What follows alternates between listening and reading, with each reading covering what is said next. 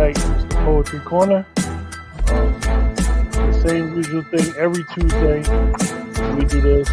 We got a great show tonight. A lot of poets here tonight. Packed house, which is a good thing. So we're going to get the party started off right.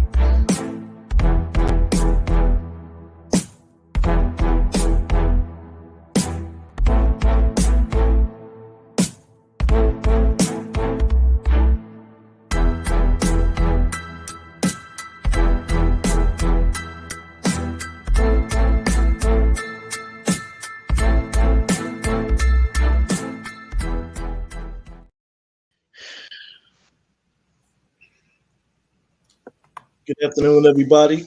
I'm saying welcome to the Poetry Corner, Season 6. We here. Tonight we have D-Lyn. Tonight we also have Zwina and myself, King Atterbury. Hello, everybody. We're going to get this party started tonight. Huh? Well, this afternoon, rather. All right. Who we going to start with right now? D-Lyn. Okay.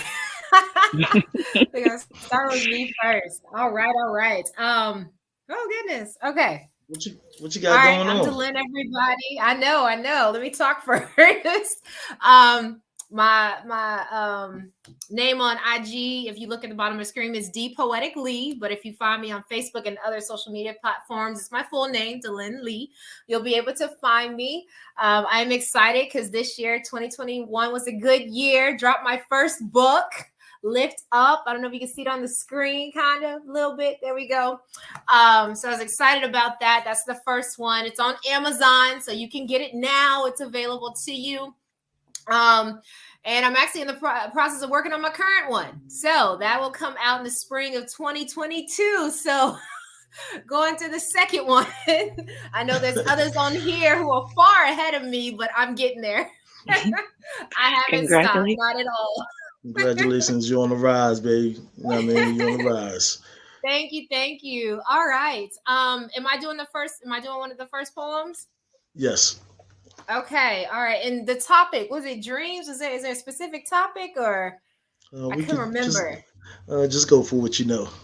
All right, okay. I'm gonna share this one. And this one I actually wrote about a couple of months ago or so. And it was very, very interesting. There's a backstory to this, and I don't want to go too far into it, but in my other time during the day, I'm actually in the education system. So I work with our upcoming generation. And a lot of times what I do see among them is, unfortunately, especially in the United States, we see where a lot of food is wasted. That's one thing that unfortunately we do witness a lot. And this poem is actually inspired by that. And the reason I want to say this poem is because it really speaks to kind of on a local level where all of us can kind of make change. You know, we can do this within our households. You know, we can do this in our classrooms if you're in the education system like me, whatever it may be. But this is a poem that's actually devoted to that. And the title of the poem is called We Turn Our Plates Down. That's the title. So I'll go ahead and read this. All right. We turn our plates down. Free food offered to us. From the peer pressures of friends, classmates who mock our cooks, trays and trays of food wasted away in garbage, while a father works night and day, hoping to provide enough. A mother prays and praises God for the blessing of another meal. We turn our plates down, being offered fresh fruits and vegetables, instead craving salt, sugar, and preservatives. Feeling overweight, not thinking we're unhealthy. Baskets and baskets of produce spoiled in the fridge, within a week, molded and given to dogs. While our neighbor cries in pain, unable to pay the cost of life as her child battles food allergies. We turn our plates down. Nutritional classes provided all around, but pride and inconvenience are our excuse. Delaying habits we need to incorporate. Eating disorders to eating disorders, sickness, hurting in our teens. We consume ourselves with the media, desiring skewed beauty, leaving us to believe we are unloved, confused and misled, we choose starvation, not realizing we were created by God, destined with purpose and given his perfect grace. We turn our plates down when we need to save and share, giving from our hearts, eliminating hunger for ourselves and those around. Together, we must do better and live longer, teaching our young and learning from our old. Eat your plate and grow stronger. Share your plate and help another. For the future of our sustainability is in what we eat and how we live. There we go. That was that poem. All right. Just a shout out to our healthy activism. Beautiful. Yeah, that was real nice. I like that. Definitely. Okay, Zwina, we're gonna come in with you. Okay. So I guess the leading question was, what do we have going on? I don't do enough promoting of my book, but is a copy of my book, Zwina Still, a collection of poems and prose on the subject of becoming. It's my first book. It came out in June of 2021, and I'm not going to read from this, but there is a poem that I'd like to read today. All right. Oh, and on Instagram is at Still Zwina, the name that I have here on the board. Okay. My toes are spread in the dandelions. They say that these are weeds. My feet plant where the dandelions stand, nourishing the bees. I'm in a sentimental mood for destinationless deeds, for roads with no ends, for a charge with no leads, a hearth-fed homestead, the sun on my feet. My toes are spread in the dandelions. They say that these are weeds, but here amongst the dandelions, I'm fodder for the bees. I'm in a sentimental mood. I'm feeling sentimental. Go gentle with me just now. I'm semi-mental, mid-free, mid-solid state as I vacillate between states of being, states of knowing, a space for growing, but holding on is how growing plants get root-bound, drowned in their own inability to outgrow the known, still feeling sentimental for a place called home. My head lay amongst the clovers. They say that don't belong. I'm caught up in their purple deep. She's not for everyone. Puts me in a sentimental mood, brooding and deep. My head lay amongst the clovers now. I feel the urge to sleep. I'm in a sentimental mood, feeling tinsel fragile, calla lily bound by a single petal, in a state between sentient and invincible, wavering between senseless and sensible. Who do I submit to? What do I believe? When my emotions seem to ride the breeze, writhe and seize beyond the proof that the oak stands resolute due to the depths of her roots. What am I holding on to? I'm in a sentimental mood, feeling sentimental for a space and time where love and life felt quintessential. A feeling thing, a human being, still yearning for a slip between this universe and what remains of a woman's ways if left unchained. And that's peace. Thank you. Ooh, I like that. Yes. Thank you, guys. You ladies are doing the do right now. Okay, I'm going to recite a piece entitled Child of 88. I'm the element of earth, true to life and revelation. How about we start dating? There is no one else waiting. Who moved your spirit like me? Excuse my conceit. I walk in high peaks, to your eyes my soul speaks. Where am I in this world? These other guys wonder. Certified a wave runner, feels my vibe, touch my thunder. I catch all senses in the name of Jehovah. At the same time I'm drunk, in your heart I stay sober. Hermit to the sleepwalkers, where do they see the real? I'm just being the real Joe, so you know how I feel. My energy is kept inside my frame, classic picture. If you don't see the man, that's because he got a little bigger. No actor for reality. Television is not me. Too many I see in HD, that's bad chemistry. My imagery of Genesis, relations is a pure one. No need to pray to God because he gave you the outcome. King. Oh, okay. Hey. And that piece was from the book Seeing the World Through My Spiritual Eyes. All right. I like that. Which came out in 2018. Wow. Man, so Okay. ladies, I have a question. Okay. What would be your biggest dream?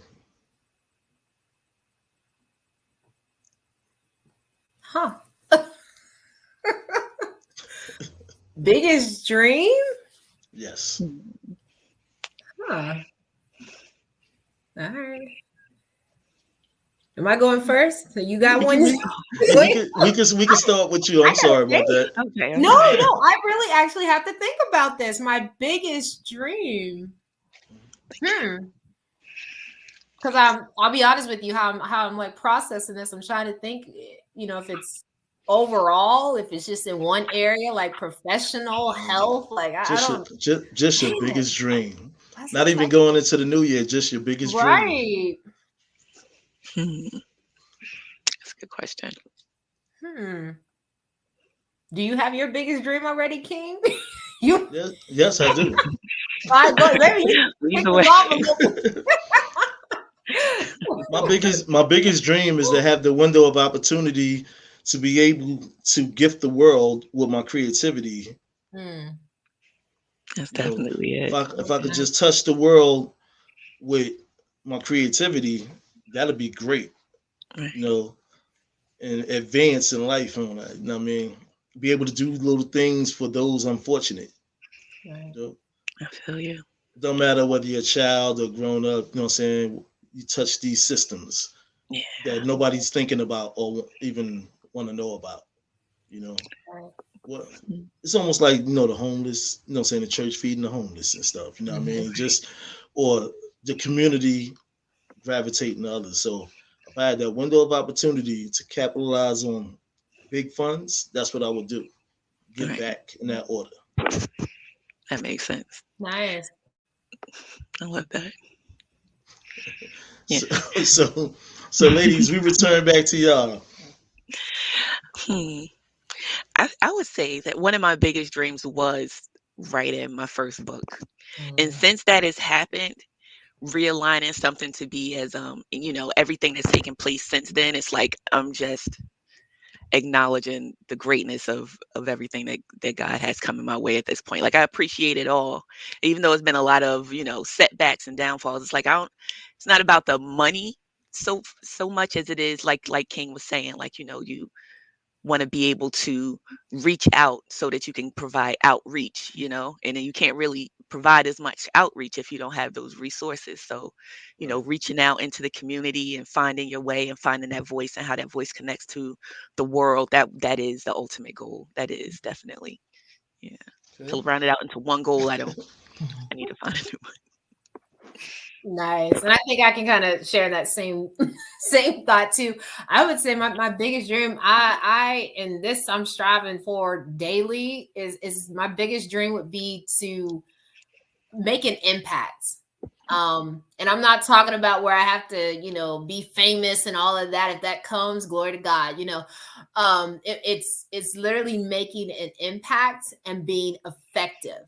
So to say that I have seen my dream or reached my dream, I hope I see it every day. I may not be able to, but I would love to if I could, because a lot of things I question too is like, am I making an impact?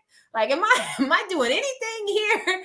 Because that's what I strive to do, no matter whether it is in my profession, if it's even just being a friend or family member to somebody, just showing somebody love, I want to make that impact. And that was the biggest thing I know with my first book.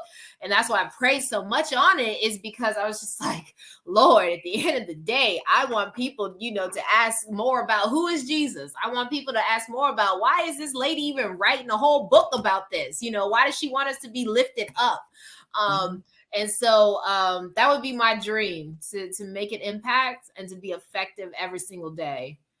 So Absolutely. I hope that's an answer. No, it's not to eat at a certain restaurant. No, it's not to meet a certain person. Those are good dreams. But yeah, I would say that, make an impact. That would be my big dream. To see it, make an impact. Definitely. We can't hear you, King. I think your screen froze a little bit, but now you're on mute.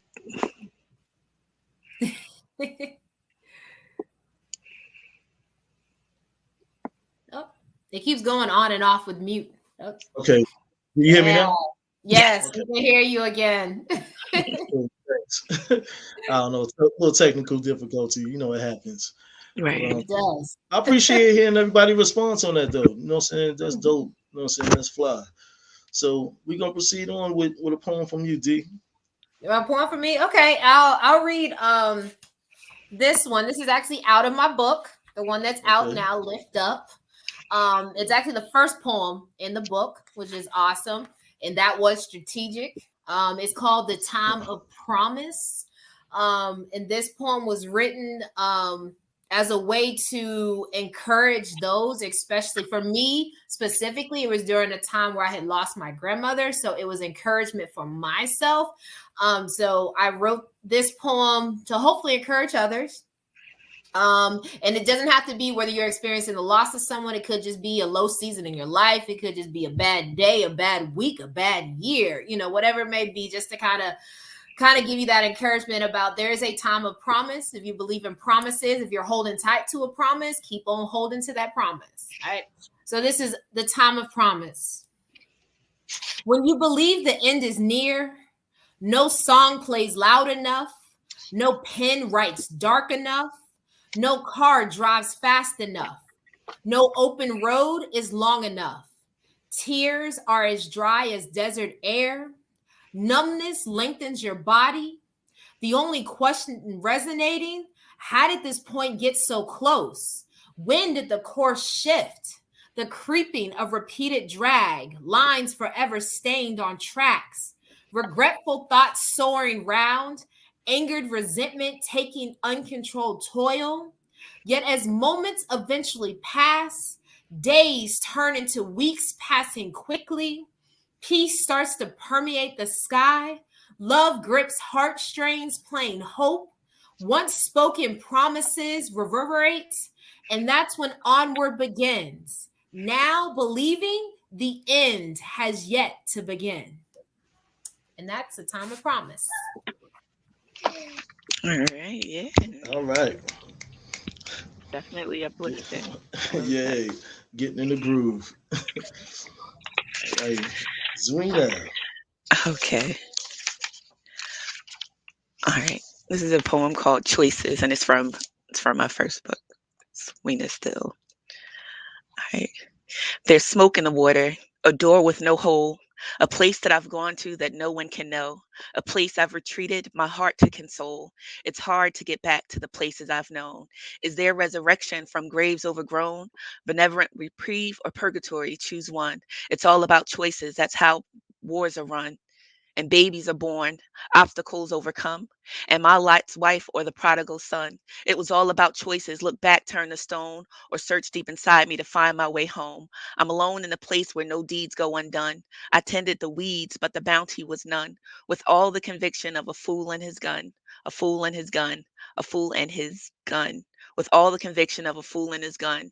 I'll own that and make amends when I'm better if there's time. But just for this lesson, let's keep this in mind. The beggar, the barter, the father, the son will be formally introduced to the man they've become. It's not for a man with a handful of stones to call out another the debt that he owes. That's a piece. Thank you. Okay. Yes. All right, Zwina. You're getting loud tonight. All right. This is a poem I'm reading from out of my book tonight. Well, this afternoon, excuse me. 9 Reasons for 9 Seasons. Welcome to America. It's a brand new day, like, okay.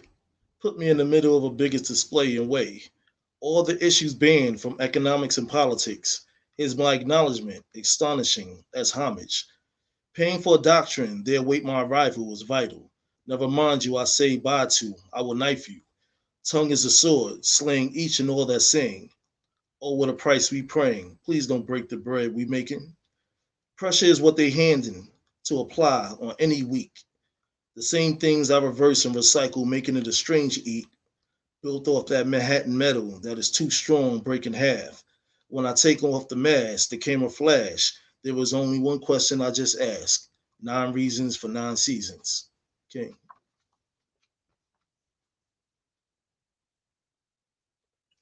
I'm on mute. That was beautiful. I was like, I'm always on mute when I snap. Thank you. I appreciate that. I just want to say something real quick. Everybody go out there and get that book, Lifted Up by D-Lin on Amazon. I also have Zwena's. I just don't have it at hand right now, but support these women out here. They doing their thing. Thank you. Thank you. So, I have a question to ask. The question is, Okay. so what was the feeling like when you came out with your first book? Like when you was processing everything, when you finally put that book out, like how did it make you feel? Like, was there an expectation, or was there just like, yo, I did my thing? I can go first. I can go first since mine's a little bit more recent, I think. First thought was like, it's about time. You know, I had a pep talk to myself. But I say that because I've been wanting to publish for years and I just put it off. I came up with every excuse and reason why not to. So my initial thought was, it's about time. Got it out there.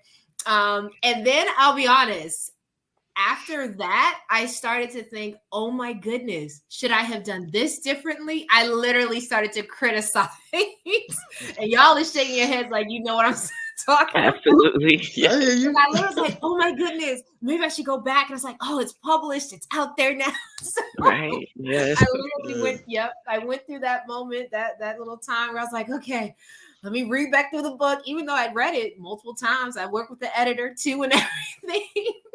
But I'm glad. I'm truly glad. I'm blessed, grateful that God allowed me. He lined up everything. I did choose to work with a publisher.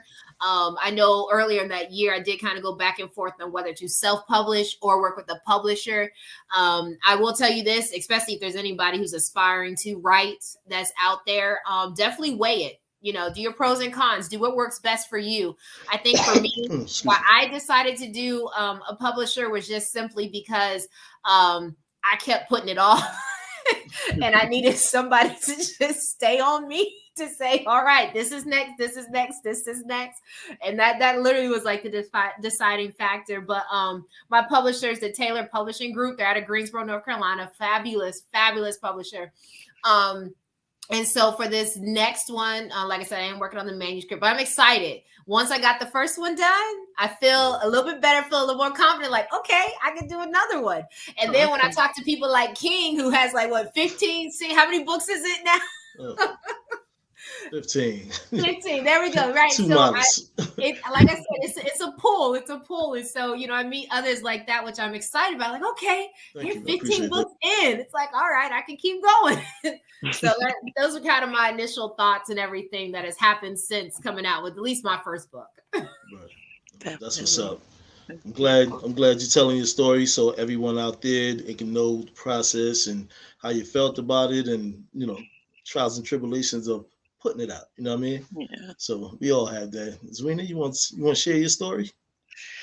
So for me, when I my initial feelings when I first put it out was, well, when I first got the printed copy of the book, I started crying because it was just like something that I had, and even, you know, I did self-publishing and I did a lot of the groundwork on my own. So then it's like after it published and it started getting some sort of traction and attention and stuff like that, it's like still wondering, but I still have that kind of, what do you call it, like that imposter syndrome sort of thing, where it's like you wonder if you are doing the right thing at the right time. And I think that's something that I suffer with in everything that I do, but definitely in this area.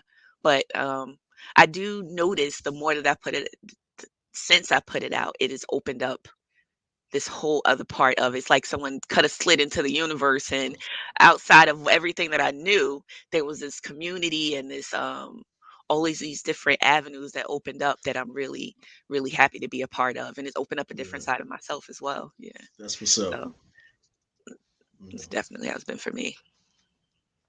That's what's up. You know what I'm saying? Me, myself, it was a whole different ball game. You know, the same day I put it out was the same day I got into a car accident. You know what I mean? Hydroplane. You know what I mean? So, but when I seen the book and when I was just like, I ain't care because my life is still here. But at the same time, I just kept going. So my daughter, she's the one that really inspired me and just kept me motivated. And she's a spoken word artist too, also. You know, she was like, Dad, you could do it. Put another one out.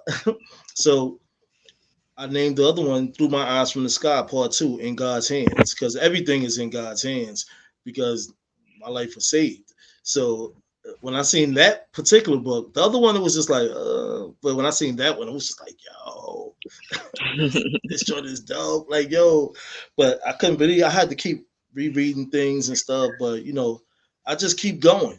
You know, I let my spirit to just fly high, you know. And I always say, if not for my daughter, I probably wouldn't even put the first book out or even the third one because she was like, Dad, do it again. Like, you could do 3 in 1 year. I'm like, but she's my biggest supporter. You know what I mean? My daughter, I love her to death so she pushes me. And she's happy to see where I'm at today. And it's like, Dad, I told you. So, you know, just keep pushing for the stars. Don't never let anybody hold you back. Keep your prayers in the air. Just give God, you know what I'm saying, all the attention to it. And everything will prosper. But now that we got that out the window, D, what you got for us? So you got another one of those hot poems? I do have another one. This one I recently wrote. I'm still fine-tuning it a little bit. So it's not in one of the books. It might be in this upcoming one. But I wrote this like a week ago, I think it was. But it's called The Tongue. And the reason I wrote this was because I was actually reading the Bible, and many have probably heard that the scripture or heard other people quote it about death and life, or in the power of life and death are in the power of the tongue. Right. And so it's going off of that scripture, because it really had me thinking. And I'm a person that I'm very intentional about what I speak. Not only what I speak over myself, but what I speak to other people, because I do believe in speaking positivity. I'm all about positive affirmations. I'm that person. Now, that doesn't mean I'm always happy, though. There are moments I get quiet and I'm just like, just leave me alone. But most of the time, I'm gonna speak life to you, and I'm gonna encourage you to speak life as well. But this is what that poem is, and like I said, it's called The Tongue. All right. From the tongue we praise you, yet as James wrote, in the same breath we curse you, speaking to one another in hate, belittling our sister, bringing down our brother, yelling unruly words out of malice, judgment, jealousy, as if they're natural responses. Only realizing moments later, we should have never said a word. Unable to retract the poison that is spilled forth, piercing the ears and heart of another, not being able to swallow the letters for their now permanent ink on humanity's skin, and in a different breath, apologizing, begging for forgiveness in hopes it will all erase, being forgotten and never mentioned again, the feelings of hurt, brokenness, embarrassment, and shame, sliding away. Yet if truth is told, only God forgives and forever forgets, separating our sins as far as the east is from the west, clearly seeing us through the lens of his sacrificed son, Jesus Christ, who died for the transgression we have yet to commit. Mankind, we hold on as we speak, I forgive you. But in every step we move with caution, avoiding a repeat of our hurts. Oh, to be like our Father, to love like him and forgive like him. So sisters and brothers, be encouraged. Take attention to what is said. The words that roll from the heart, pouring from the mind, never forget. It either breaks or builds another's temple. And that's the tongue. No go. All of that. Little call to action. Right. Yes. Absolutely. That was definitely dope. I like that. I like that a lot. Okay. All right, Zwina, what you got for us? Okay. Hold on one second. I'm sorry. Okay. Collect here. In my arms, in my palms, in my magic, in my mouth, collect here, where it's safe, where it's easy, where you need me, where you left me. Leave your reasons with the key under the rock, convenient me. I'm left here in a state of almost, in defiant will, in a nursery of sorry seeds. I'm left here inside of amber, like you remember, outside of myself. Collect here where I'm rooted. Watch the veins turn to vines. Watch the promise fade to lies. The recompense turn rancid with the stench of resentment. Collect here, then return to yourself when you need us. Leave us in pieces. My nails will grow roots. A tree will never. I don't know what it is. The tree will never leave. I'll wait where you choose me. Excuse me. I'm sorry. That's it. I'm so sorry. Thank you. It's okay. It's okay. No, that was good. I was going with you. Thank you. Do you want to bring it back or?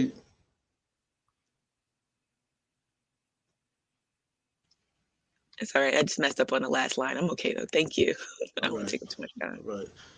Well, ladies, it's been dope tonight. Definitely came through. You know what I mean? So I'm gonna spit this piece called "Close to Now." Okay. Met Vita at the Cape May terminal, seated and reading. Walked by heavy breathing, can't miss the bus leaving. Too close on its departure, sat waiting for the next. Noticed her cinnamon complexion with sweetness on her breath.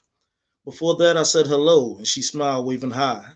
She was dressed real fly and very easy on the eyes. As I excused myself, inquiring about the beige paperback, she said, "No problem, it's about how men and women interact." I said, "Okay, that's peace." And she asked my name, introduced me to hers, and I said, "King," being vain. Book closed, and now we both conversing on the subject. It's an hour before the next, laughing and joking about loving. Points of views between the here and now, outside the norm. Besides how the old school ways are long gone, yet still can be resurrected by the music we were used to. As our bus came, we boarded. Soon I will give you part 2. King.